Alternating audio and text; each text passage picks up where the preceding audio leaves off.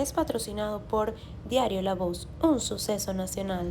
Buenos días, bienvenidos una vez más a una nueva edición de Conversando con Emilio.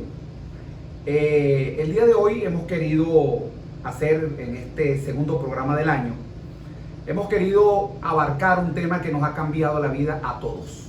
Y cuando digo a todos, no es a todos en Venezuela, es a todos en el mundo.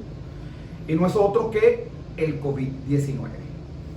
Para hablar de esto y sobre todo de la vacuna rusa Sputnik V, por ser esta la que se va a aplicar masivamente en Venezuela, hemos querido invitar al doctor Alexis García, que él es investigador principal del ensayo clínico fase 3 de la vacuna Sputnik V en Venezuela. Doctor García, buenas tardes. Buenas tardes, muchas gracias por la invitación. Doctor García, siempre hemos escuchado, hemos visto por las redes, audios, videos, la afectación del COVID en el mundo, pero pocas veces nos concentramos en lo que está pasando en Venezuela, qué se está haciendo, datos específicos, en fin, más allá de los contagios, que lo vemos a diario en vocerías del gobierno, que nos dicen cuántos contagiados hay todos los días y esto. ¿En qué consiste la investigación que usted está liderando? ¿Dónde se lleva a cabo? ¿Cómo se inició? En fin, lo que nos puede decir para, en un contexto general, pues dar inicio a esta conversación el día de hoy. Bueno, el inicio fue cuando hubo un contacto por parte de la vicepresidencia con el Fondo de Inversión Directo ruso sobre la posibilidad de realizar el ensayo clínico acá en Venezuela. Eso fue el año pasado, en el mes de noviembre, octubre-noviembre, y eso se concretó y llegaron las primeras dosis a Venezuela para realizar el ensayo clínico.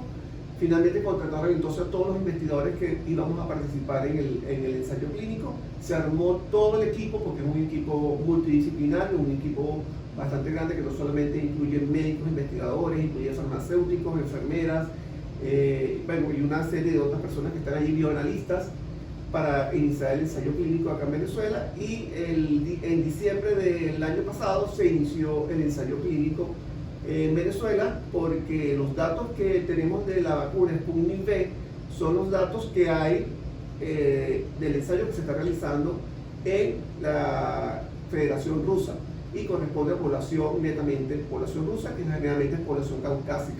¿En qué consiste esos trabajos preliminares llamados fase 3 que se están haciendo en Venezuela? Lo que tenemos que evaluar aquí en Venezuela es primero la seguridad de la vacuna, que es básico, importantísimo. Evaluar la respuesta inmunológica, porque no es lo mismo la respuesta inmunológica que puede ocurrir en una población caucásica tipo población rusa a una población mestiza, que es la población venezolana, y ver la eficacia finalmente de la vacuna. Entonces esos son los objetivos que lleva un estudio fase 3. Por cierto, ahora que mencionas eso, ¿sabes que hay gente que me dice en la calle, no, lo que pasa es que aquí no ha sido tan grave porque nosotros como somos mestizos, tenemos más facilidad para adaptarnos o en fin, nuestra condición, nuestra raza, puede en cierta forma ser más fuerte contra el virus o el virus más débil contra nuestra raza? No, yo creo que eso ha atacado. ¿O es todo lo contrario? No, ha sido igual para toda la población a nivel mundial. Si eso lo podemos ver en lo que ha sucedido en Manaus, lo que ha sucedido en la ciudad de Quito, lo que está sucediendo en Colombia, que son muy parecidos a la población venezolana. Así que la afectación es igual, ya sea que vivas en Escandinavia o que vivas aquí en Sudamérica. No importa si eres venezolano, si eres ruso, la afectación es la misma. Es la misma. Ok, eso para las personas que me han preguntado, me han preguntado eso en varias oportunidades, me lo han dicho. No, eso no tiene nada que ver. Inclusive profesionales, entonces no profesionales de la medicina, sino empiezan a crearse mitos, y es importante pues, que sepamos esto. ¿Qué resultados preliminares puedes compartir con nosotros? Porque entiendo que tienes pues, limitaciones entre las cosas que puedes decir, producto de convenios con el gobierno, de lo que puedas expresar públicamente, pero por supuesto todo lo que nos puedas decir de estos resultados preliminares de esta fase 3 que practicas con venezolanos. Okay. Los resultados preliminares que tengo son los resultados, los iniciales son de seguridad, que son los primeros que se evalúan, porque los resultados de respuesta inmunológica la vamos a ir observando a medida que se vayan recibiendo la dosis. Son 2 dosis en el caso de la vacuna Sputnik V, que es muy parecido a la vacuna, el esquema de dosis de la vacuna de Pfizer y BioNTech, o la vacuna de Moderna, o la vacuna de Oxford y AstraZeneca. Siempre son 2 dosis, aquí también son 2 dosis, con un intervalo de 21 días entre la primera y la segunda dosis. Entonces lo que hemos observado aquí es, lo que tenemos, los primeros datos que estamos manejando son los datos de seguridad. Y los datos de seguridad se parecen a lo que encontraron los rusos en su estudio, que ya van aproximadamente reclutando 30.000 voluntarios, y lo que ya se ha obtenido del seguimiento de las personas que se han colocado la vacuna en Argentina. ¿Cuáles son los efectos secundarios? Nosotros le llamamos eventos adversos, pero la gente en la calle le llama eventos secundarios, que son, bueno, los que normalmente observamos en una vacuna. Dolor en el sitio donde se coloca la vacuna, puede haber un malestar general parecido a una gripe, puede haber dolor de cabeza, una leve fiebre. Puede haber fiebre, aunque hemos tenido fiebre, pero no ha sido alta, ha sido fiebre de quebranto, como llamamos. Sí, lo que no te llaman aquí, sí, un quebranto de 38 grados, realmente eso ha sido. Y eso han sido la mayoría de los eventos adversos que hemos observado, que no difieren en absoluto con lo que ya se había descrito en la literatura.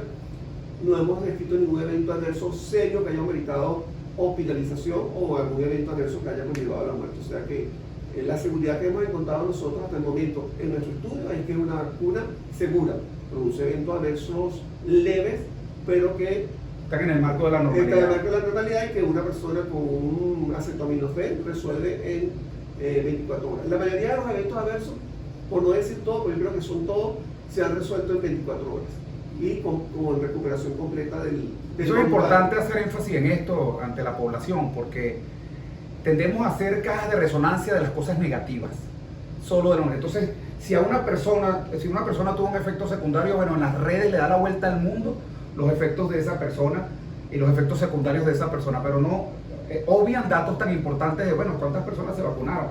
Se vacunaron 10 millones de personas y una tuvo una situación adversa, como dicen los médicos. Bueno, eso no es importante. Pero se tiende, sobre todo en Venezuela en esta época de WhatsApp, a resaltar los eventos negativos de la vacuna, y eso que nos estás diciendo pues nos da mucha tranquilidad. Doctor García, ¿cómo funciona científicamente hablando la vacuna Sputnik V? ¿Cómo actúa sobre el virus? Okay. La vacuna Sputnik V tiene la misma plataforma que utiliza la vacuna de Oxford y AstraZeneca, y utiliza la vacuna del consorcio de Janssen, que es Johnson & Johnson. O sea que es la misma plataforma, no es nada diferente. Lo único que hay algunas modificaciones que hace cada una de las farmacéuticas. Utilizan un virus que normalmente con el cual nos infectamos normalmente todos nosotros, que se llama adenovirus, que normalmente nos produce un cuadro gripal, un cuadro de una infección respiratoria muy leve. Ese adenovirus se modifica, se le hacen alteraciones, y ese adenovirus ya no se puede, la alteración que se hace es que no se puede seguir dividiendo. Y es como si, para ponerlo en términos coloquiales, es como si lo esterilizáramos. Okay. Entonces es un virus que ya no se puede dividir, ya no se puede multiplicar. Y a ese virus, dentro de ese virus le cambiamos el código. Le ponemos una parte del código del SARS-CoV-2 o del COVID-19, pero el que produce la COVID-19.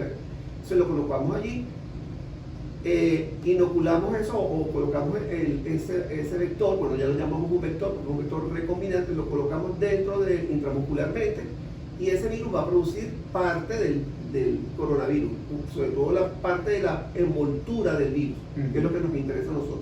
No nos interesa todo el virus, sino la envoltura, que es lo que le interesa al sistema inmunológico. Y el sistema inmunológico va a reconocer eso que se está produciendo y va a crear anticuerpos contra la envoltura del coronavirus, del SARS-CoV-2 en este caso. Okay. En el caso de los rusos, la estrategia fue que no se usa el mismo adenovirus en las dos dosis. En la primera dosis se utiliza uno que se llama adenovirus 26, y en la segunda dosis se utiliza un adenovirus que se llama adenovirus 5, para evitar que la primera dosis pueda crear anticuerpos y pueda inactivar la segunda dosis. O sea que en términos muy sencillos podemos decir, de lo que hemos aprendido a lo largo de esta pandemia, es que la parte de afuera del virus es una parte lípida, de grasa. Es una proteína. Es una proteína que se disuelve con el jabón y por eso es que utilizamos jabón y alcohol. Y entonces la forma que se está atacando es similar, es atacando esa parte de afuera para desintegrar el virus? No, porque el virus tiene como unas proyecciones, unas proyecciones que son como lo llamamos espícula o espiga, que es la proteína. Y que le dan su nombre de corona. que le dan su nombre de corona. Y aparte tiene una envoltura después que es de lípido. Por eso es que cuando lo usamos agua y jabón, disolvemos esa envoltura de lípido y se elimina. Y esto es más o menos en términos es para ponerlo en términos muy sencillos, la gente es lo que está haciendo la vacuna. La vacuna disolviendo la parte de afuera. No, la vacuna que quiero utilizar es la espiga, la espiga de proteína. Es la proyección. Y él la utiliza en casi todas las vacunas, inclusive las vacunas ARN mensajero, que son la de Pfizer y la de Moderna. Quería preguntarte eso porque entiendo, conversábamos antes del programa de que la Sputnik V no es la única vacuna que va a llegar a Venezuela.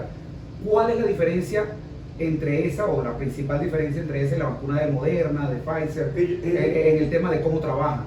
No, trabajan más o menos igual. Lo único que la plataforma biotecnológica es diferente y una utiliza un vector y la otra utiliza ya el mensaje completo, el mensaje que se llama ARN mensajero y que va a producir la proteína de la espiga o la proteína de la espícula. Son biotecnologías diferentes. Inclusive en el mundo se están buscando la forma, se está trabajando con formas clásicas o tradicionales de producir vacunas, porque estas dos formas son formas, vamos a decirlo así, relativamente nuevas, aunque tienen ya muchos años, 10 años en el caso de ARN mensajero y en el caso de las vacunas de vectores como la de Sputnik V, más de 20 años que se ha venido trabajando en vacunas con ese tipo de plataformas. O sea que no son plataformas nada novedosas tampoco. Estamos hablando para las personas que se están recién conectando por las redes. Les recuerdo que este programa se transmite en vivo por Instagram y también lo pueden después buscar y todos los programas que hemos hecho en YouTube, Conversando con Emilio, y ahí lo pueden encontrar pues en una versión editada para la televisión. El doctor Alexis García es el investigador principal del ensayo clínico fase 3 de la vacuna Sputnik en Venezuela. Las vacunas, las diferentes vacunas que ha habido a lo largo de la humanidad, por lo general toman años, hasta 10 años ha tomado en conseguir una vacuna. Ahora, creo que menos de un año hemos conseguido varias. ¿Cómo hemos llegado ahí? El avance tecnológico, este es un virus más fácil de atacar. ¿Cómo pudimos producir en un año varias vacunas cuando generalmente toma muchos años en producirlas? Bueno, yo creo que lo que nos obligó realmente a poder tener una vacuna en menos de un año, casi 8 meses por decirlo así, fue la pandemia y la emergencia a nivel mundial, porque es una emergencia sanitaria. Y muchas de las fases, porque las vacunas pasan por varias fases de estudio, de investigación y de desarrollo, se solaparon. Entonces fase 1 y fase 2 se solaparon para poder ir adelantando rápidamente, hacer lo que se llama un proceso rápido de investigación y desarrollo. Y también la fase 3 también comenzó, cuando ya se tenían los primeros resultados de fase 2, se inician los de fase 3. Para ir entonces de esa forma tener a la brevedad posible una vacuna disponible para la población. Entonces eso fue lo que hizo que rápidamente pudiésemos tener en menos de 8 meses varias vacunas disponibles. Evidentemente no tenemos todos los datos de seguridad, eficacia de la vacuna, porque todavía la estamos evaluando. Y ahorita la estamos evaluando en vacunación masiva a nivel de todos los países que ya iniciaron vacunación masiva de emergencia, como pueden ser los Estados Unidos, Europa, Argentina, Rusia, Argentina, etc. Se sigue haciendo el seguimiento allí de eventos adversos, de la respuesta inmunológica y la eficacia. Porque ya, no nos quedó más remedio que rápidamente hacer las vacunas. ¿En Venezuela cuántas personas se han vacunado? En el estudio ahorita, estamos ahorita ya casi sobre los 200 individuos que entran al estudio. ¿Y cuándo aproximadamente pudiéramos esperar una vacunación masiva? Ya la vacuna está aprobada como producto de servicio o producto de emergencia. Eso ya salió a nivel de las redes sociales. Fue un anuncio que hizo el gobierno nacional. Sí, fíjate, el presidente dijo textualmente: muy pronto estarán llegando las primeras 10 millones de vacunas de Sputnik V para iniciar la inmunización masiva. ¿Para cuándo esperamos eso? Yo creo que muy pronto, creo que a finales de este mes, al principio del mes que viene, comienzan a llegar las primeras. Para que pudiéramos decir que en febrero empiezan a llegar las primeras. Deberían de llegar las primeras vacunas, porque el proceso también de traer la vacuna es todo un proceso logístico complejo. porque estas primeras vacunas, 100 vacunas que tienen que estar conservadas entre menos 18 y menos 20 grados centígrados, y todo eso implica traerlas desde Rusia hasta Venezuela, colocarlas acá, entender a todas las personas que van a hacer el proceso de vacunación, que ya son otra logística. Y bueno, Rusia afortunadamente también, en este caso el Instituto de Gamaleya, porque también tiene el Instituto de Investigación de Epidemiología y Microbiología de Gamaleya, que fue el que hizo la vacuna, que es ruso, tiene otra presentación, que es una presentación que lo llamamos liofilizada, que es seca, que se reconstituye y que se puede conservar entre 2 y 8 grados centígrados. ¿Es posible, conociendo los recursos que existen en Venezuela, los recursos humanos que existen, vacunar 600.000 personas al mes, que creo que fue el número que dijo el gobierno? No me lo respondas. Vamos a ir un momentico a un corte de publicidad y al regreso seguimos conversando con el doctor Alexis García. Ya regresamos. El diario La Voz es periodismo veraz, objetivo, oportuno, valiente, plural. Diario La Voz, un periódico para la Venezuela de hoy. Diario La Voz, un suceso nacional. Estamos de regreso con el investigador principal del ensayo clínico fase 3 de la vacuna Sputnik en Venezuela, el doctor Alexis García, y habíamos dejado una pregunta al aire. El gobierno, específicamente el presidente Nicolás Maduro, ha dicho que se pueden vacunar 600.000 personas al mes una vez que haya llegado el lote de vacunas que estimamos, por lo que nos ha dicho el doctor García, pudiera ser para el mes de febrero. ¿Es posible vacunar 600.000 personas al mes? Sí, es posible, realmente sí. De hecho, se dieron instrucciones por parte del presidente al Ministerio de Salud. Se nombró una comisión que es la que se va a encargar, de hecho salió publicada en Gaceta Oficial, de quienes son los que se van a encargar de desplegar todo el proceso de la logística para iniciar la vacunación. Y bueno, se van a poner centros particulares para poder tener a nivel nacional, para poder colocar la vacuna. Evidentemente la prioridad la van a tener todos los trabajadores del área de la salud, todos los que trabajan en el nivel de enfermeras, médicos, desde la persona que hace la limpieza en el hospital hasta el director médico de ese hospital, inclusive en la clínica, y posteriormente entonces pasarán a ser los adultos mayores de 65, claro. Y después de ahí te preguntaba porque vi que en España comenzaron un plan de vacunación de los mayores de 75 años. No, aquí de 65 de años. 65 años. Eso es lo que se tiene pensado. Bueno, evidentemente muchas de estas programaciones pueden ir cambiando porque la dinámica también hace que puedas ir haciendo modificaciones, pero eso es lo que se tiene pensado inicialmente. Primero trabajadores de la salud y posteriormente adultos mayores. ¿Cuántas personas tendrían que estar vacunadas para nosotros poder confiar de que la curva de contagio va a ir aplanándose? Que ya estamos controlando la pandemia, por lo menos a nivel de Venezuela.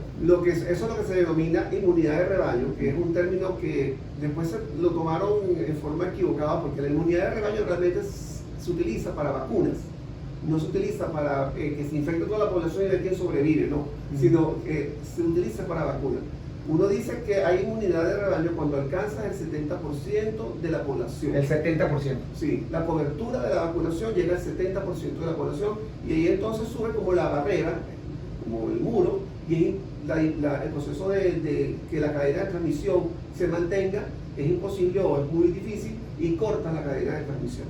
Ahora llegas, te pusieron tu vacuna y ya eres inmune al COVID-19, o eso es solo por un tiempo definido. Eso es lo que no sabemos actualmente con ninguna de las vacunas que está actualmente aprobada de emergencia. Ahorita hay que ver la dinámica, cuánto va a durar la protección con cualquiera. ¿Cuánto tiempo va a durar? 12 meses, va a durar 18 meses. Vamos a tener que colocar una dosis de refuerzo o no, con la misma vacuna o con otra vacuna, porque a lo mejor vamos a necesitar vacunar con una vacuna y hacer refuerzo con otra. Sí. Entonces, esas son preguntas que todavía están allí sobre el tapete y que bueno, eso nos lo dirá el tiempo, qué es lo que vamos a hacer. O sea que aquí estamos literalmente experimentando. Exactamente. Y aprendiendo sobre la marcha. Sí. Y eventualmente el virus desaparecerá. Tenemos que aprender a vivir con este virus eternamente. Basado en, por supuesto, en muchas cosas que me estás diciendo, que desconocen porque es un virus reciente, pero basado en experiencia de otros virus, podemos tener control absoluto de estos virus como lo hemos tenido en otras pandemias que han ocurrido en el mundo. Yo creo que vamos a tardar unos años con este virus. Posiblemente una vez que se empieza a hacer la vacunación a nivel mundial y se alcancen los niveles de 60, 70% de la población vacunada, vamos a empezar a ver una disminución del número de casos. Pero bueno, llegar a vacunar al 70% de la población mundial es todo un reto. Entonces eso va a tardar tiempo. Así que vamos a tener que seguir conviviendo con el virus por un... ¿Te atreves a hacer una estimación? Yo creo que 2 años aproximadamente. O sea que nos quedan 2 años de mascarilla, 2 años de lavarse las manos, 2 años de cuidado. Esto para los que creen que esto se acaba el mes que viene o que se acaba con la vacuna. O sea, es importante que sepan eso porque es lo que he venido leyendo, ¿no? Que más allá de que hemos venido avanzando, de que es algo que es un virus nuevo, que desconocemos, y que apenas están surgiendo las vacunas, pero la gente piensa que ya al salir la vacuna ya resolvimos el problema. Y resulta que no es así, y no solamente que no es así, sino que con la vacuna, no sabemos si la vacuna es para toda la vida, o sea que pudiera ser necesario en esos 2 años revacunarte. Y por supuesto las medidas de bioseguridad que estamos llevando, hay que seguir llevándolas a cabo. Inclusive no sabemos si alguien que... Que vaya comprándose otro lote de mascarillas antes de que suban, porque esto es para largo. No sabemos inclusive si una persona que le dio COVID va a tener que ser vacunada también. Ese es otro asunto, porque no sabemos cuánto tiempo dura la inmunidad en las personas que se infectaron y que sufrieron la enfermedad. Ahora fíjate, doctor Alexis, la Sputnik V ha sido aprobada y utilizada en Rusia, en Belarus, Serbia, en Argentina, en Bolivia, en Argelia y en Palestina, como usted lo dijo, de manera de emergencia. Pero ¿qué resultados tenemos de esos países? Bueno, el estudio más grande que se está llevando en Rusia, ya tenemos en los anuncios iniciales que van a ser publicados pronto en revistas ya que nosotros hemos revisadas por pares, o sea que son revistas médicas de alto impacto, que la eficacia de la vacuna llega al 91%. Todavía aquí en Venezuela es muy temprano para poder llegar a decir algo, porque apenas tenemos con pocos meses de haber iniciado el estudio clínico, y todos esos otros países que mencionaste también tienen poco tiempo. Pero lo importante es que se vayan incluyendo los diferentes países en el estudio, en el estudio de la vacuna, es que al final eso va a formar lo que se llama la Big Data, o sea, la data a nivel mundial de la vacuna Sputnik V, y va a venir de diferentes países y vamos a ver cómo es la respuesta en población mestiza venezolana, en árabe, en africano, en asiáticos, y eso es lo importante saber, tener toda esa información. ¿Esos estudios son confiables? Te hago la pregunta porque mucha gente desconfía de los estudios rusos, sobre todo por ejemplo a nivel de Estados Unidos, cuya prensa nos bombardea a diario, porque en ese empeño entre los americanos y los rusos de ser los primeros en cualquier cosa, en llegar a la luna, en producir una vacuna, bueno, los rusos parecen haberse saltado algunos protocolos, por lo menos en comparación a la información progresiva que fuimos obteniendo de Moderna, de Pfizer, de AstraZeneca, etc. ¿Son confiables todos los estudios que has recibido de Rusia en función a la vacuna? Sí, mira, la información que yo manejo, aparte de lo que ya está publicado, que está en la fase 1 y 2 publicada, por supuesto al investigador principal le va llegando información de forma continua de lo que está sucediendo en el estudio que ellos están llevando. Yo voy viendo y voy revisando continuamente, y bueno, los resultados son lo que ellos están anunciando, para que es una vacuna segura, es una vacuna que tiene una eficacia que ronda el 90 o más del 90%, y que hasta el momento no ha habido ningún evento adverso grave que haya conllevado a un paciente a la hospitalización o a la muerte.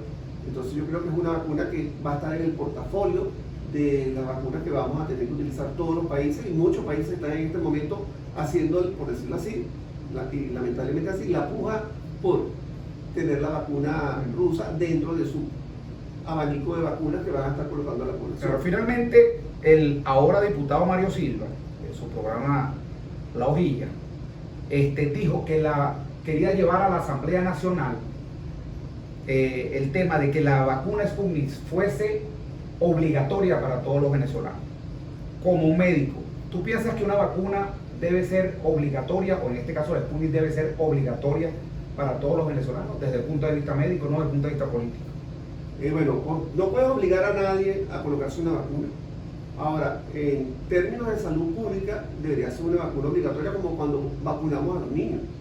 O sea, todos los niños tenemos que vacunar de sarampión, o tenemos que vacunarnos de tétano, o de difteria, o toferina. Entonces, ahí es obligatorio. De hecho, te lo exigen cuando llevas al niño a entrar al preescolar o te piden el cartón de la vacuna, pues la constancia de vacuna. Igual, cuando viajas, te piden, a ciertos países te piden la constancia de que te vacunaste con la fiebre amarilla.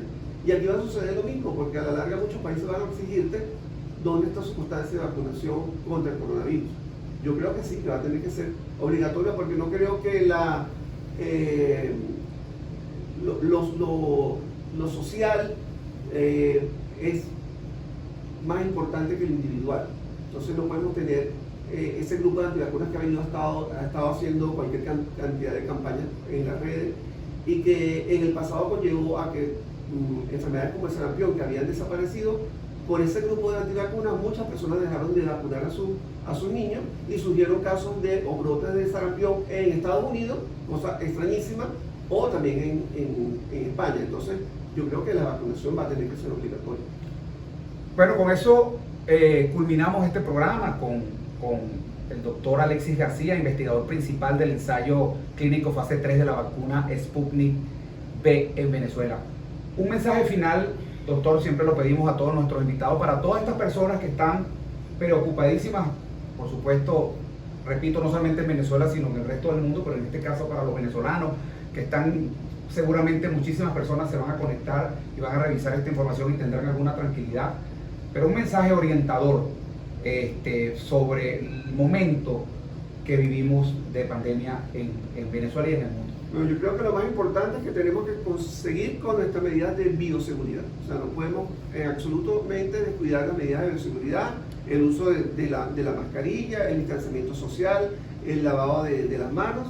Y una vez que llegue la vacuna, independientemente de cuál sea la vacuna que llegue, va a llegar la Sputnik V, pero puede ser que lleguen otras vacunas a Venezuela, vacunarse.